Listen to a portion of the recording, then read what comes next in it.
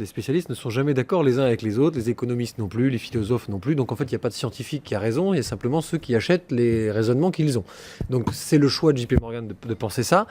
Et eux se sont surtout positionnés sur la partie action. C'est-à-dire qu'en gros, eux ont dit, moi j'ai plutôt des inquiétudes par rapport à la réaction que vont avoir les investisseurs étrangers dans les entreprises françaises à cause de cette échéance électorale. C'est comme ça que moi je l'ai perçu. Et on aura le même problème en fin d'année lorsqu'il y aura les échéances électorales allemandes. Parce qu'à un moment donné, s'il y a des incertitudes entre une trahison de Schäuble, etc., on verra comment réagiront à ce moment-là les investisseurs américains. Schulz ne va pas terroriser l'ensemble de la planète. Mais... Vous savez, les Américains sont terrorisés par pas grand-chose. Hein, c'est très rapide.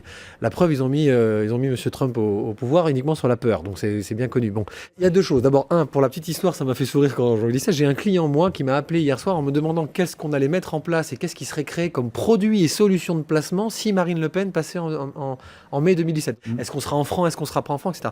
On essaie de leur expliquer que constitutionnellement, ça n'est pas possible. Elle ne peut pas aujourd'hui politiquement avoir la majorité, etc. Peu importe. On l'explique. Elle ne peut pas avoir la majorité et en plus le référendum n'aurait probablement pas lieu parce qu'il faudrait un texte adopté dans les mêmes termes par le Sénat et l'Assemblée nationale, ce qui est très improbable. On se retrouverait là peut-être dans une situation politique complètement inextricable où là, il y aurait un problème de marché parce que là, la France serait sclérosée. Donc là, peut-être qu'on pourrait avoir cette angoisse-là. Je n'y crois pas personnellement à un moment donné parce que je vois mal un scénario de deuxième tour où les gens à plus de 50% voteraient pour Marine Le Pen ou alors vraiment il faudrait qu'il y ait en face vraiment un très très mauvais choix en face.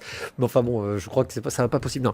Pour revenir à des choses très concrètes et faire juste 2 secondes un tout petit point très simplifié sur ce qui se passe en finance de marché, en ce moment les inquiétudes pour moi en tout cas, elles ne sont pas là. Le risque, et on le voit aujourd'hui déjà, c'est que entre les taux bancaires, les taux d'emprunt allemands et les taux d'emprunt français, il y a déjà une élongation du spread, c'est-à-dire de l'écart. 84 points de base. Pour l'instant, s'il y a augmentation des taux pour les États, les Allemands subiront moins cette augmentation que la France. Et c'est là que l'inquiétude pourrait être, c'est donc sur les marchés obligataires, c'est qu'à un moment donné, la France ait une difficulté à se financer.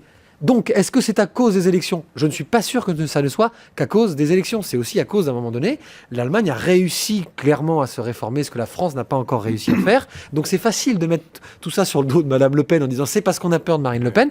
Parce qu'en fait, ça permet aux candidats, parce que Nicolas, c'est important, ça permet aux candidats de dire c'est pas ma faute, c'est parce que Marine Le Pen peut gagner et mes réformes, Monsieur Mélenchon en tête, n'ont rien à voir avec ça. Ça peut inquiéter les marchés. Parce que si demain ça arrive, à ce moment-là, les taux d'emprunt seront plus élevés, nous n'aurons plus la capacité de rembourser la dette à 1% comme on le fait aujourd'hui. Donc la fête sera terminée.